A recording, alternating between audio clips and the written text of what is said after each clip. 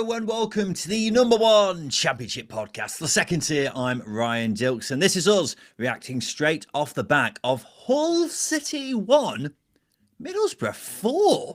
An unbelievable game this Monday night. Well, one unbelievable first half, we should say. The second half, maybe not so much, but we'll get onto that very shortly. Of course, I'm joined as always by the Gianni Infantino to my Sepp Blatter. It's Justin Peach. Good day to you, Ryan. Wow, blowing out, Justin. What a first half that was. yeah, it was incredible first half. Obviously, the weather I thought was as matched the atmosphere, not the atmosphere, but the game itself, because it was just blowing sideways rain. I got to feel sorry for Kim Hellberg because for his first two games as Boro manager, he's been absolutely pummeled by the British weather. So this is but he's winning games, so it doesn't matter. You'd swap an awful day under an umbrella for 3 points.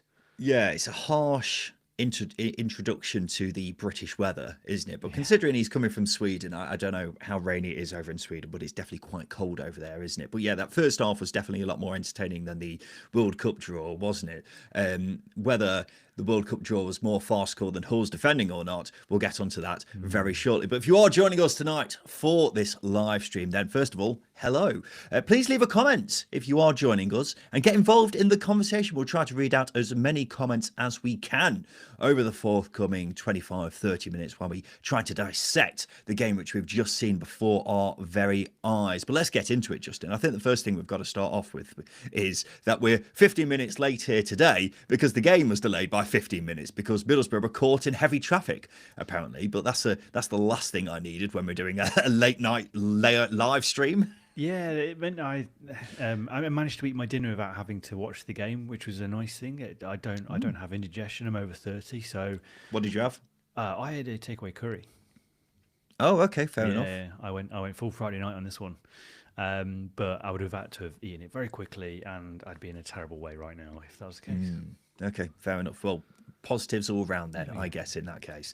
But let's talk about that first half, Justin, because it was crazy, wasn't it? Middlesbrough got underway in the 9th minute with David Strelec firing Middlesbrough ahead after the ball fell kindly to him from a cross.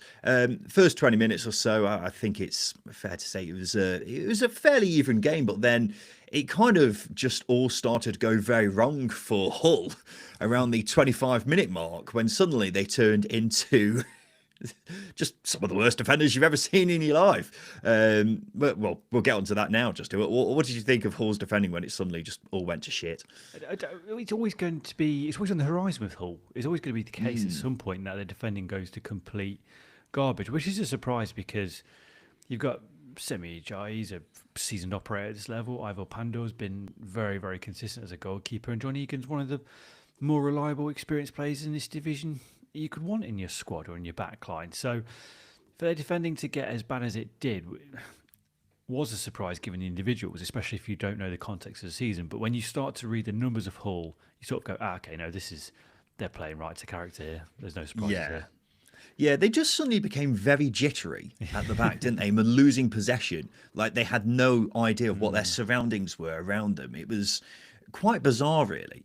Middlesbrough doubled their lead in the 32nd minute with Alex Gilbert getting a fantastic strike from just outside the box. Last season, he managed just one goal in the entirety of the campaign for Middlesbrough. That was a 93rd minute winner away at Hull City. So there you go. He's a cursed man in the eyes of Hull City fans, I guess.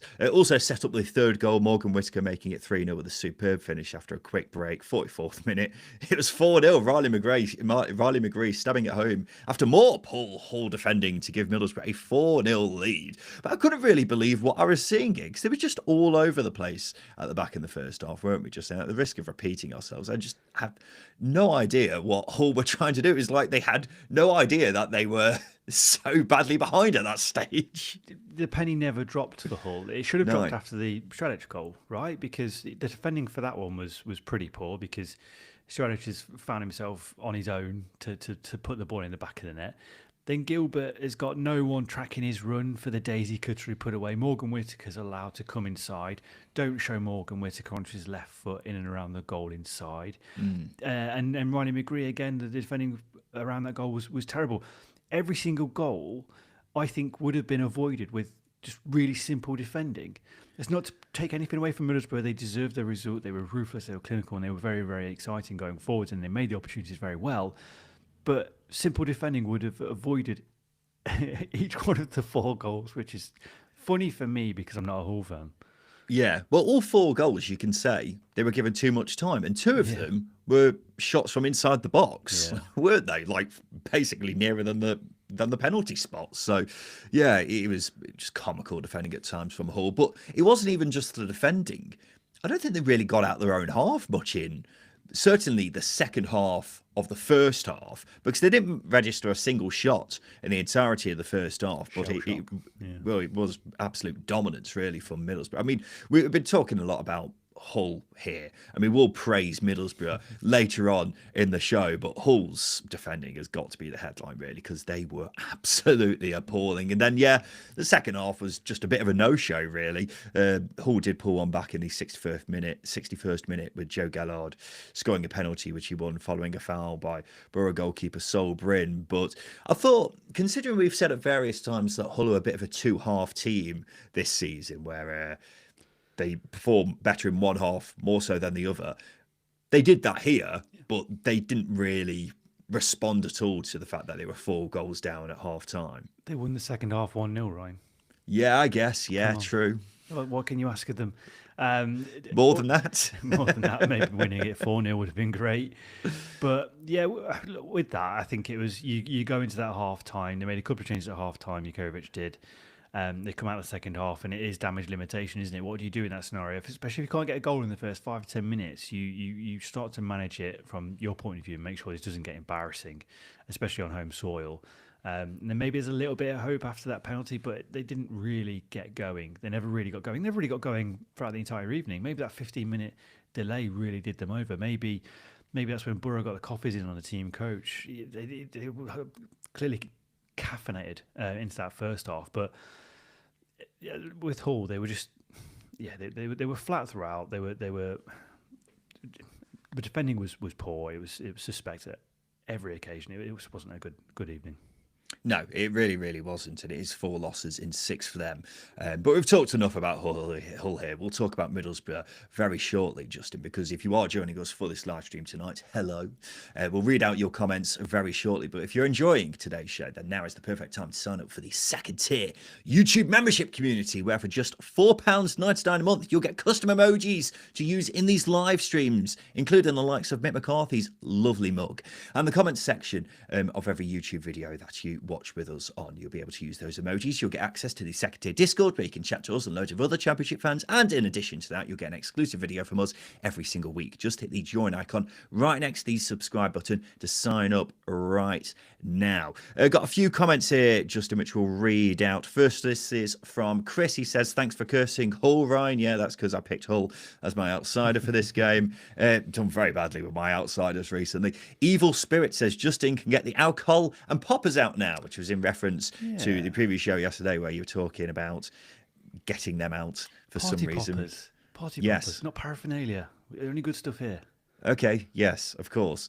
Less said on that, the better. Rodrigo says, well impressed with that. Love the high press. Hope this is the shape of things to come. Yeah, just I think one of the things that's got to be pointed out here, it's now obviously 2 wins in a row now for Kim Hellberg since becoming the Middlesbrough manager. So a good start for him. But from a Middlesbrough perspective, they have had a fair few injuries to contend with as well. The likes of Dale Fry, Luke Ayling, Ada Morris, Alan Brown. None of them were included in the game here, which just makes the performance all the more impressive. Yeah, some first teamers out, some really good first team as well. I mean, Alan Brown's leadership in that midfield, Ada Morris's robustness, Dale Fry's one of the most consistent defenders in the division this season. Luke Ayling's been another level as well. But what I think what this points to is the deep squad they've got with quality. I think when you look at George Edmondson coming in, that's one. Obviously Alex Gilbert as well, Alex Bangura. They both started the first games of the seasons and they've done really well. It's a deep squad, but even with injuries, whilst the players that are injured are obviously they're very, very good players, the players that have come in aren't too nifty either. And I think we saw that with the performance. But as well as that, the way they played, they looked a very well-drilled outfit. just a week on the training ground, looked a very well drilled outfit. I think Hull are a side who are going to give you chances. They are going to give you opportunities. But Middlesbrough's game plan was to force those opportunities, and they did it really well. But with that squad, I think that exemplifies the work that's gone into it over the past few years. Got some more comments here from Middlesbrough fans. Gary says, statement, 45 minutes for Boro, adding goals to our defensive stability makes us genuine top 2 contenders. Asher says, Rob Edwards was holding Boro back. Well, time will certainly tell on that one. Jonathan says, do you two believe in Boro yet? You talk up Ipswich and Brum all season, but Middlesbrough dominated against Coventry for an hour, but eventually lost. We are nailed on for the automatics. A lot to dissect from that comment. Have we not believed in Boro this season, Justin? I think Have we been talking about Ipswich and Birmingham all season? I've been criticising Ipswich and Birmingham a lot all season. That's what I've been doing. I think with Boro, it's an interesting comment to throw up, but mainly... I can't say they've been overly convincing, but what team below Coventry has been overly convincing this season? There's not been anybody. The consistency's been pretty poor. And we still need to know how Hellberg's going to adjust to this side. I think the first 2 games are a very good example of what they can achieve, but there's a very long way to go. And they might throw themselves into the mix, but they were competitive at one point, dropped off. A lot of losses in a small space of time. Things have got to recover, and they are. Well, they didn't lose that many games in their defence. They didn't win as many games. Yeah, you're right. Not sure I agree with Jonathan when we say we are nailed on for the automatics. That's a stretch, yeah. That feels like a bit of a stretch this early on in the season, Jonathan, but I appreciate your confidence. And maybe Middlesbrough will go on to march their way to promotion now. Because one thing we've said about Middlesbrough, Justin, is defensively they've been rock solid all season, even despite losing some players recently through injury, like the likes of Fry and Ayling. I mean, they had a bit of a cobbled together back line in the last couple of games, so that's all very good. But it's going forwards where things have got to be better, and this is one hell of a way to respond into it with that first 45 minutes, getting the 4 goals here, because Middlesbrough, while they did get a lot of help from Hull, did look fantastic going forwards. Yeah, they were ruthless. That's a big thing. But also they forced a couple of those chances as well. A couple of comments have already mentioned the high press, and that's something that really, really intrigued me here. Because I think with Rob Edwards, there's elements of the press, but it's not very consistent. My experience of Rob Edwards in his press it's not consistent. It can be high energy, but he likes a shape, he likes a structure. Which is why he's very comfortable with his wing back system and that a back 3 or 3 centre backs.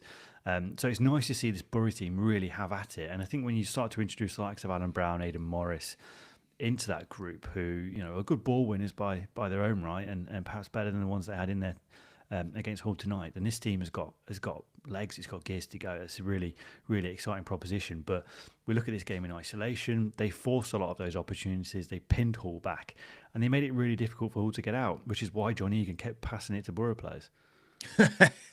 Yeah, well, he certainly did. I mean, every Hull defender was certainly guilty of that at some point. We've got a comment here from Steve, who says, after Edwards did Boro the dirty, I'm glad he's gone.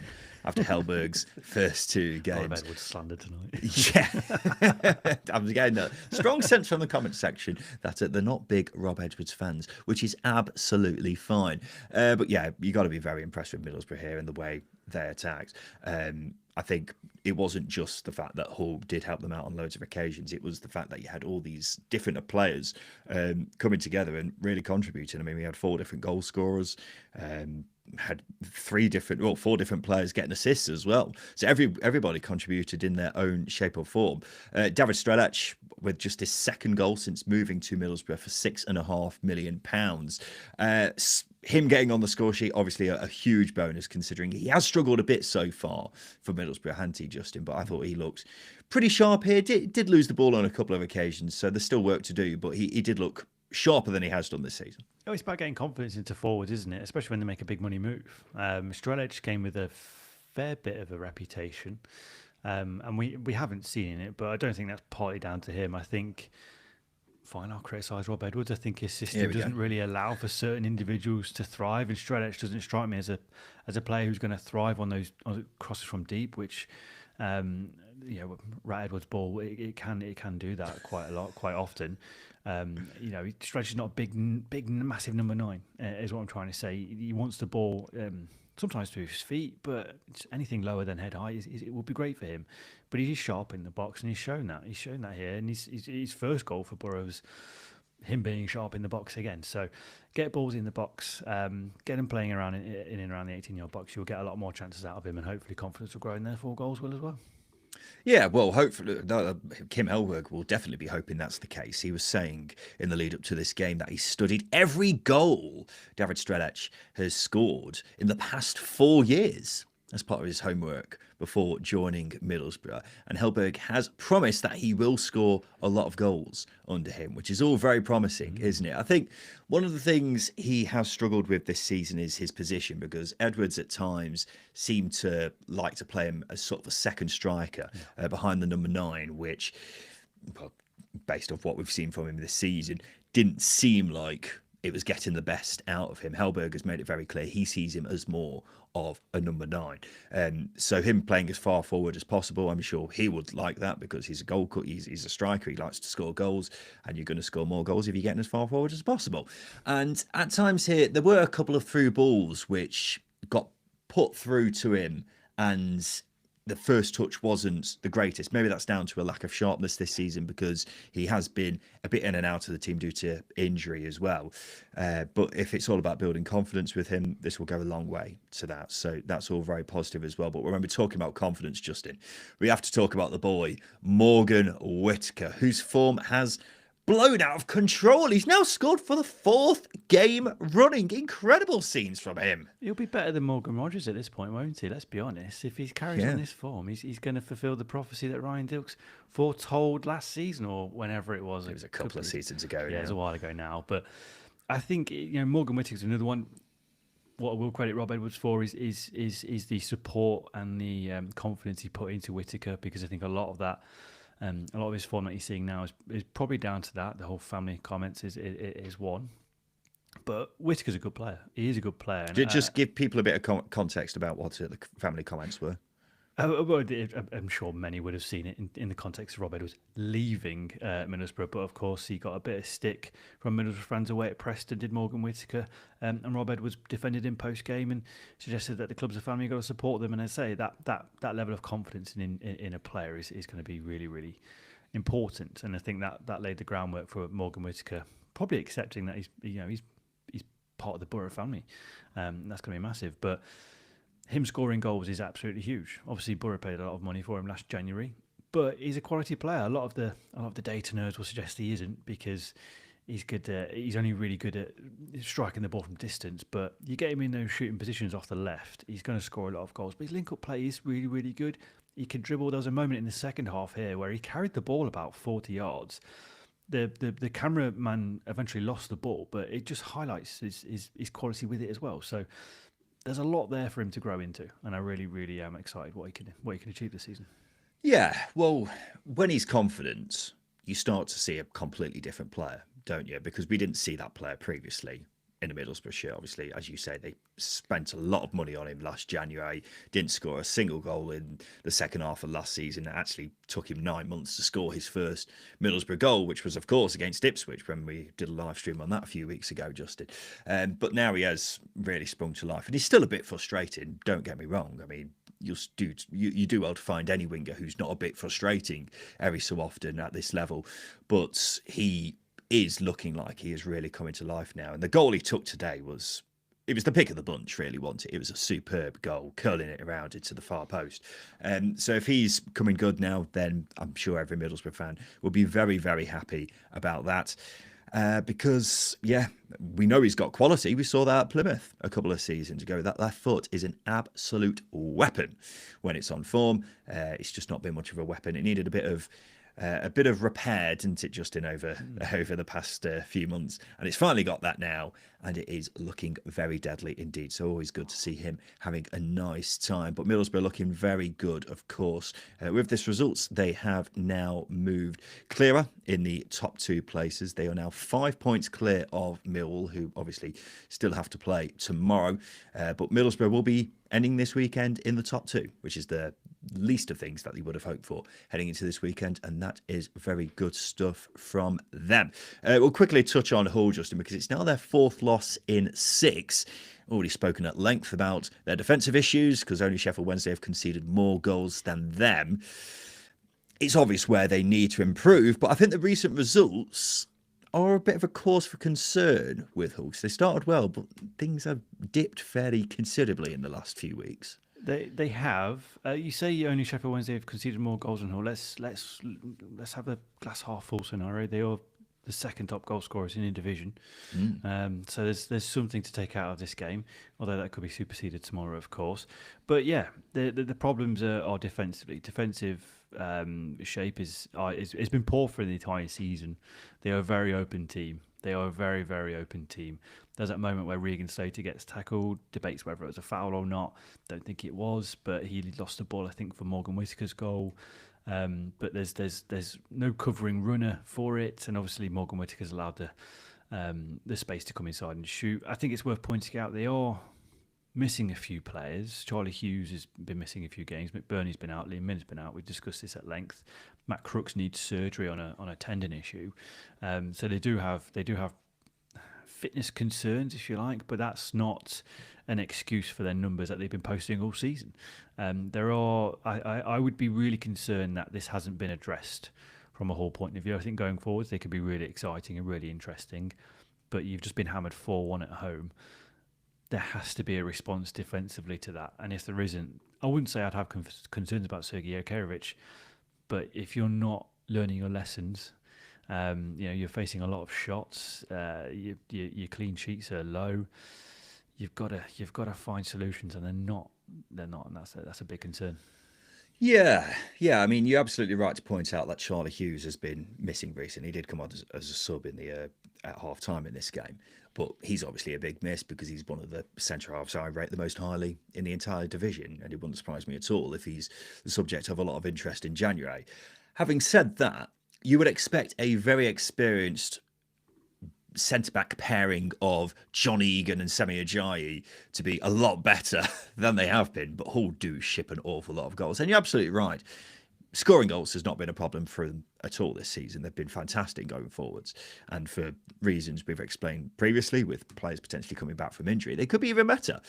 But they're not going to have much success this season if they do keep shipping goals at the rate they are, because it's quite clearly their big detriment right now. I do think with this game we possibly saw not enough shielding from the two holding midfielders. Regan Slater, someone I've always had a few question marks on. I've never been particularly convinced over him. The other one, Hadzia Metovic, to be fair, I've been pretty impressed with him this season. But, well, I mean, who had a good game here for Hull? No one really did. So that's something they've definitely got to improve on. But I'm just looking at their upcoming games. I mean, they've got Wrexham at home in midweek, which is a pretty inviting game. If they're not getting 3 points there, then question marks certainly have to be raised. After that, Millwall away, West Brom at home, then Sheffield Wednesday away on Boxing Day. So some decent games in there, some tricky ones as well. But there's a lot Hull need to work on at the back, because if they're going to keep shipping goals at the way they are, then I could definitely see Sergei Okerovic and the pressure starting to build on him, particularly because, as we know, Hull's owners aren't the most patient, Justin. Is this not what Atronelli Charlie wanted when he sacked Liam Rossini? He wanted a bit more excitement, didn't he? Not this 0 shots in the first half. Hey, look, the top scorers in the league, second top scorers in the league, Ryan. Let's not throw too much shade on them, but you are right. He could start to face a little bit of pressure. It depends what the expectations are this season. You would maybe guess it would be being around the playoffs. I don't know, based on what they've been able to spend in the embargo and stuff like that. But with their defending, the back line is shaky, but the defensive shape is really poor. It does beg the question: do they work on their defensive transitions at all? Because the way they get turned over in possession is very easy. I think the game that I saw them live was obviously against Derby, and the way the second goal came about was indecision, poor decision making between Ajayi and Pandur, who then allowed Salverson to have a free shot on goal. There are too many mistakes happening. The defensive transitions are non-existent. they need to do more shape work out of possession if they're going to have any success. As I say, I question whether they do or not.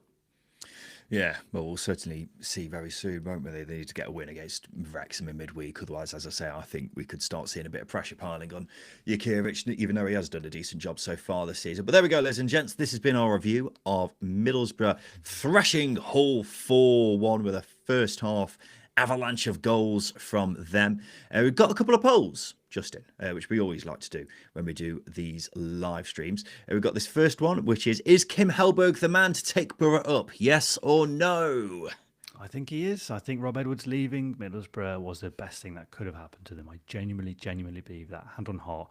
Not reacting to it, I think that is absolutely bang on. You're thinking take Boro up this season? Or just in general? Just in general. Yeah. Okay, fine. I'll cover my ass. Beyond this season, perhaps, as well. 97% said yes, 3% said no. So they clearly think Kim Hellberg is the man, the YouTube comment section. Will Morgan Whittaker become a better player than Morgan Rogers? Producer Tom, what's your problem? Why you got to bring that up?